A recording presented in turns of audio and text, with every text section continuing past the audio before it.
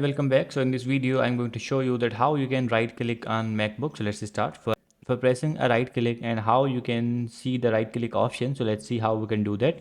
So first of all, we have to open the settings. So let's click on the settings option. And after clicking on the setting option, as you can see, has an option for the trackpad. So we need to click on the trackpad. So let's click on this.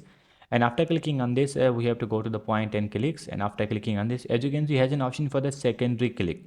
Make sure this is enabled and has in some other options. Click or tap with two fingers. As you can see, it's also showing the live things here, that how does it work. So we have to focus on this.